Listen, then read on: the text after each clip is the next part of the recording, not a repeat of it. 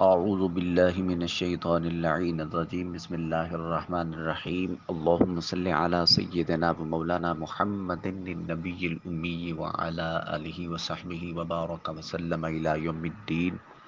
پارہ نمبر 15 سورہ بنی اسرائیل۔ آج کا ہمارا سبق آیت نمبر 41 سے ہے۔ آئیے چلتے ہیں تلاوت کلام الرحمن کی طرف۔ وَلَقَدْ صَرَّفْنَا فِي هَذَا الْقُرْآنِ لِيَذَّكَّرُوا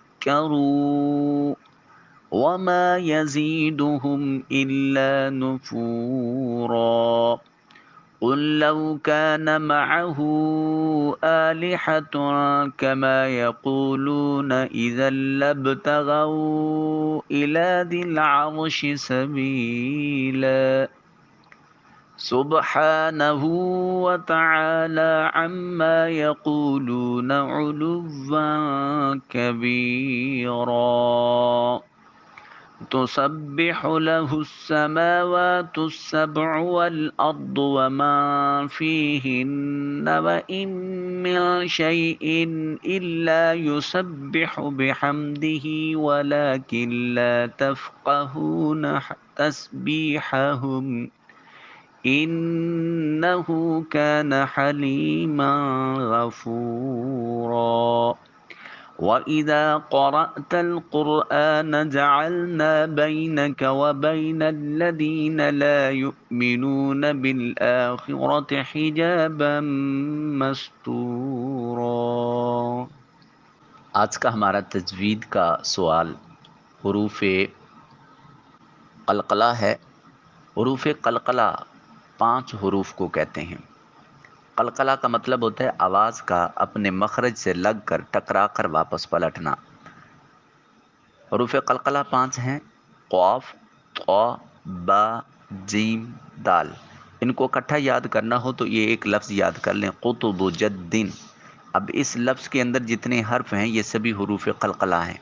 قطب جدن تمام حروف قلقلہ ہیں، اور ان کا حکم یہ ہے کہ جب یہ جہاں ساکن آئیں گے تو ان پر قلقلہ واجب ہوگا، یعنی آواز اپنے مخرج سے لگ کر ٹکرا کر واپس پلٹے گی۔ قطب جدن یہ الفاظ یاد رکھنے ہیں۔ آج کے سبق میں اس کی مثال جیسے دیکھیں: وَلَقَدْ، وَلَقَدْ دال ساکن ہے اور حروف قلقلہ میں سے ہے، جب یہاں پہنچیں گے تو آواز اپنے مخرج سے لگ کر واپس پلٹے گی۔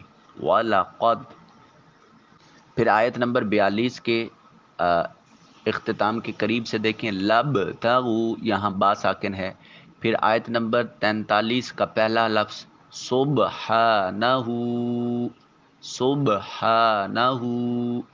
پھر نیکسٹ آیت میں بھی دیکھیں: لَهُ السَّمَاوَاتُ السَّبْعُ، سبع۔ آئیے چلتے ہیں ترجمہ اور تفسیر کی طرف۔ واو اور لقد تحقیق صرفنا ہم نے انداز بدل کر بیان کیا، ھذا القرآن اس قرآن کو، لیذکروا تاکہ لوگ نصیحت حاصل کریں، وما یزیدہم اور مزید بڑھتی جاتی ہے، نہیں مزید بڑھتی ان کی، الا مگر ہاں، نفورا جو ان کی نفرت ہے۔ اور بے شک ہم نے اس قرآن میں حقائق اور نصائح کو انداز بدل کر بار بار بیان کیا ہے تاکہ لوگ نصیحت حاصل کریں، مگر منکرین کا عالم یہ ہے کہ اس سے ان کی نفرت ہی مزید بڑھتی جاتی ہے۔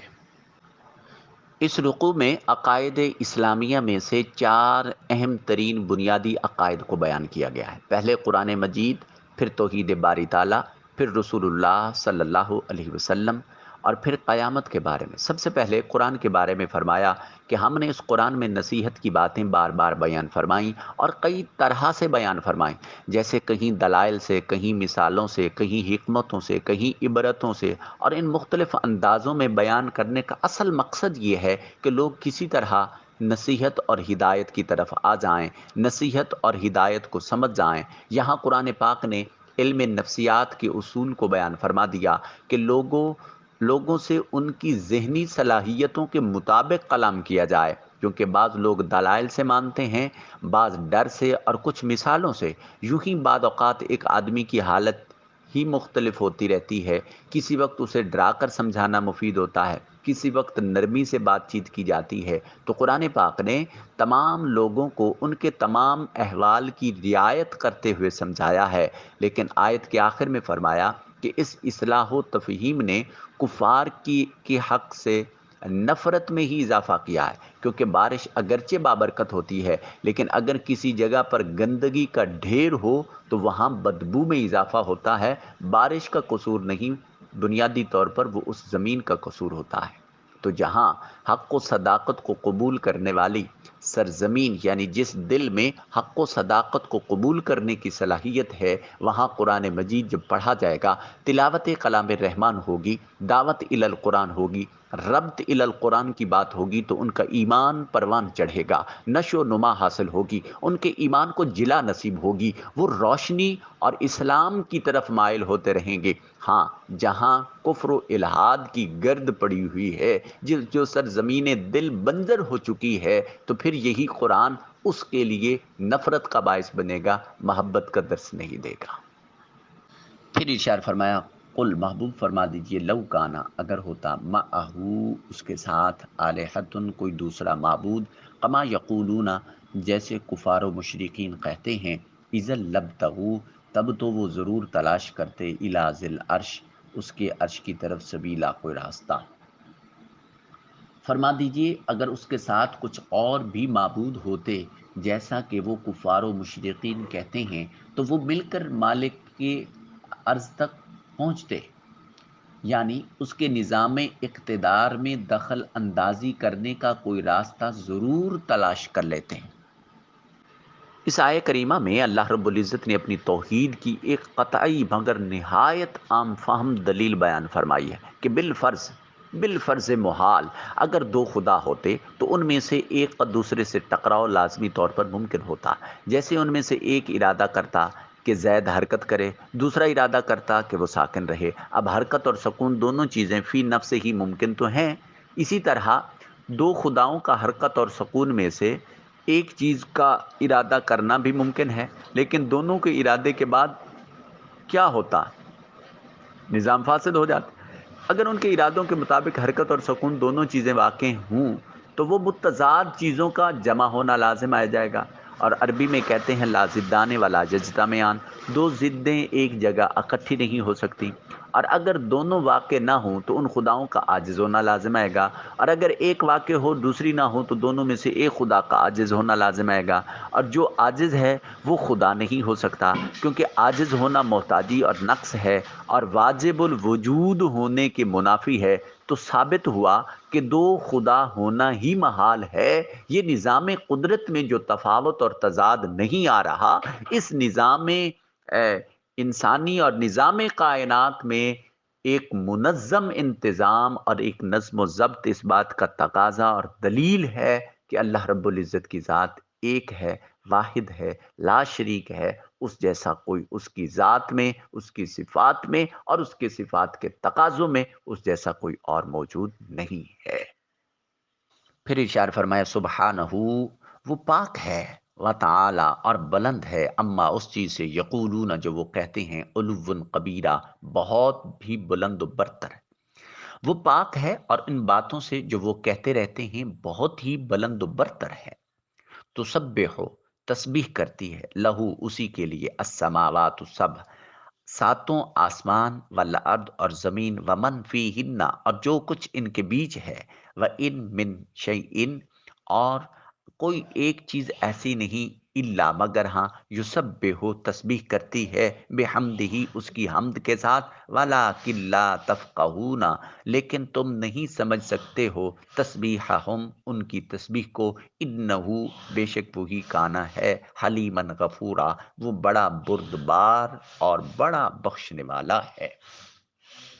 ساتوں آسمان اور زمین اور وہ سارے موجودات جو ان میں ہیں اللہ کی تسبیح کرتے رہتے ہیں، اور جملہ کائنات میں کوئی بھی چیز ایسی نہیں جو اس کی حمد کے ساتھ تسبیح نہ کرتی ہو، لیکن تم ان کی تسبیح کی کیفیت کو سمجھ نہیں سکتے، بے شک وہ بڑا بردبار، بڑا بخشنے والا ہے۔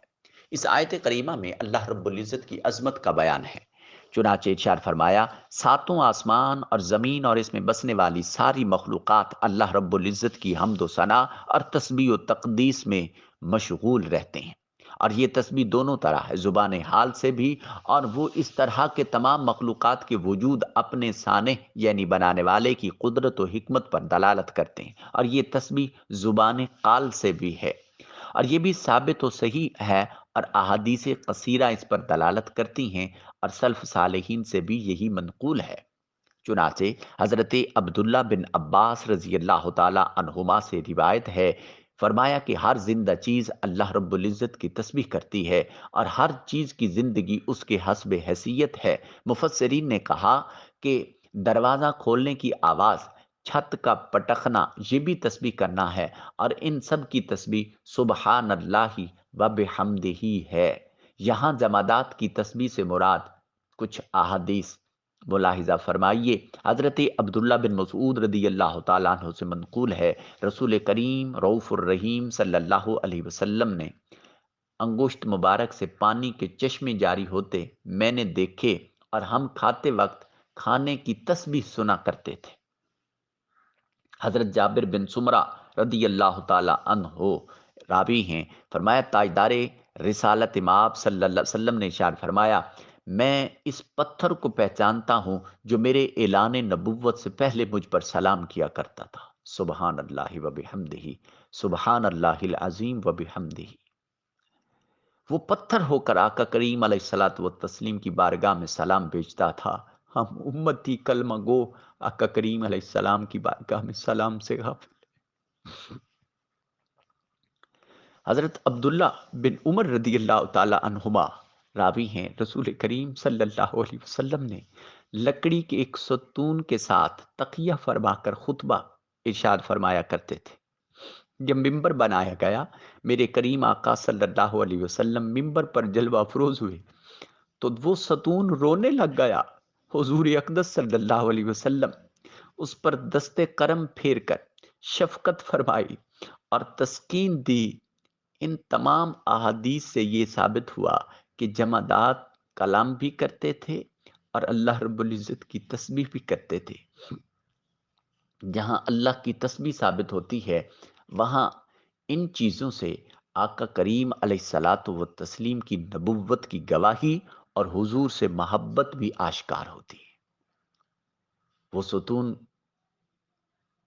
جس کے ساتھ ٹیک لگا کر میرے آقا کریم علیہ السلام خطبہ ارشاد فرماتے تھے، آج جب وہ قربت مصطفیٰ سے محروم ہوا تو روایات میں آتا ہے کہ وہ ایسے پھوٹ پھوٹ کر رویا جیسے بچہ اپنی ماں سے بچھڑ کر روتا ہے۔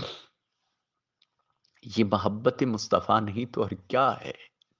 پھر کریم آقا صلی اللہ علیہ وسلم کا دست شفقت اس کے سر پر پھیرنا اور تسکین دینا، اس کے پاس چلے جانا، یہ میرے آقا کریم علیہ الصلوۃ والتسلیم کی رحمت بھرا اور حضور کا محبت بھرا انداز نہیں تو کیا ہے؟ وہ دلوں کے رازوں سے واقف ہیں۔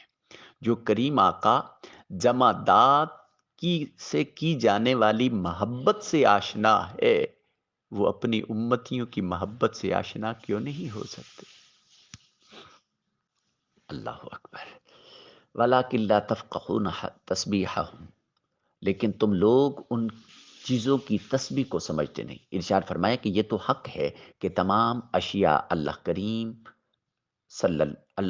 عز و جل کی تسبیح بیان کرتی ہیں اور تاجدار کائنات صلی اللہ علیہ وسلم سے محبت کرتی ہیں، کیونکہ یہ بات خود اللہ بتا رہا ہے، البتہ تم ان کی تسبیح کو سمجھتے نہیں ہیں۔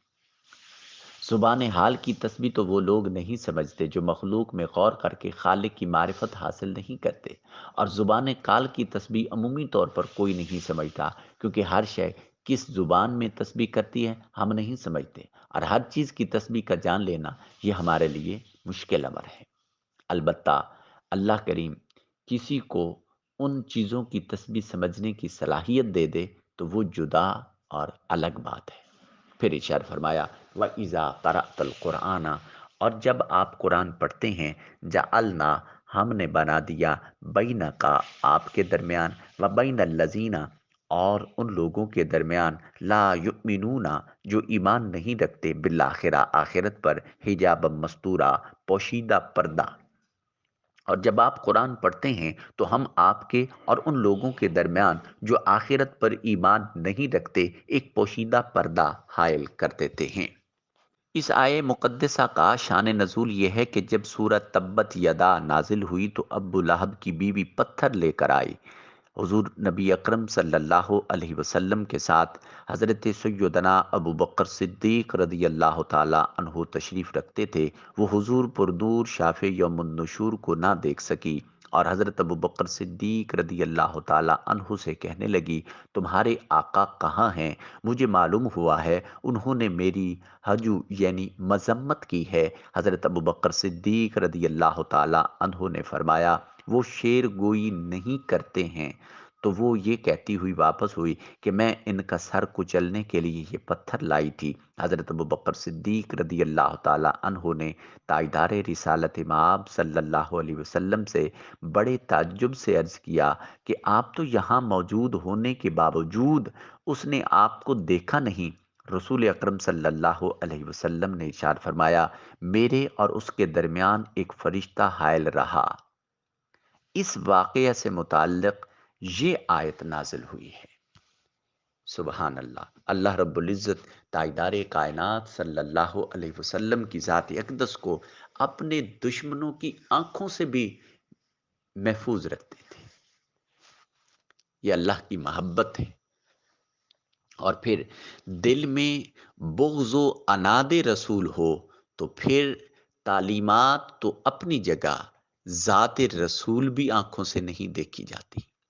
ہاں، دل میں محبت ہو، دل محبت کے نور سے چمک رہا ہو تو پھر نباتات بھی ہوں تب بھی اور جمادات ہوں تب بھی اس محبت کا بدلہ اور صلہ وہ بارگاہ رسالت سے ملتا ہے۔ تو جب جمادات اور نباتات کو محبت رسول کا بدلہ میسر آتا ہے، صلہ میسر آتا ہے، تو پھر امتی حضور سے محبت کرے تو اس کا صلہ کیوں نہیں ملے گا؟ پھر سوال یہ ہے کہ اس محبت کا صلہ کیا ہے؟ تو قرآن مجید نے کہا، حل جزاء الاحسان الا الاحسان۔ احسان کا بدلہ احسان کے سوا کیا ہو سکتا ہے؟ تو محبت کا بدلہ محبت کے سوا اور کیا ہو سکتا ہے؟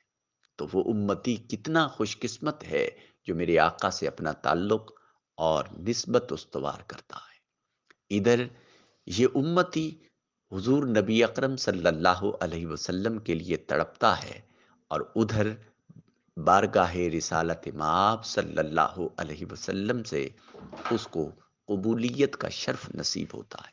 اللہ کریم تاجدار کائنات صلی اللہ علیہ وسلم کی سچی سچی محبت نصیب فرمائے۔ حضور شیخ الاسلام پروفیسر ڈاکٹر محمد طاہر القادری کا فلسفہ انقلاب کا دوسرا پہلو یہی ربط رسالت ہے۔ پہلا ربط الی القرآن اور دوسرا ربط رسالت ہے۔ یہی ہماری جان اور یہی ہمارا مقصد تخلیق اور انسانیت اور اس کائنات کا مقصد تخلیق ہے۔ اللہ رب العزت تاجدار کائنات صلی اللہ علیہ وسلم کی سچی سچی محبت سے آشنا فرمائے، اس محبت میں اضافہ فرمائے، اٹھتے بیٹھتے چلتے پھرتے اپنے محبوب مکرم کی بارگاہ میں سلام پیش کرنے کی توفیق نصیب فرمائے۔ اللہ کریم تاجدار کائنات صلی اللہ علیہ وسلم کا در دولت آنکھوں سے دیکھنے کی توفیق نصیب فرمائے۔ عمدن سہون کوئی خطا غلطی ہوئی، اللہ رب العزت معافی نصیب فرمائے۔ کریم آقا صلی اللہ علیہ وسلم کے توسل سے اللہ کریم آپ کو خوش و خرم رکھے، آباد رکھے۔ قرآن سے محبت کرنے والے ہیں، مولا کریم آپ سے اپنی محبت کا حصہ ہے وافر نصیب فرمائے۔ والسلام علیکم ورحمۃ اللہ وبرکاتہ۔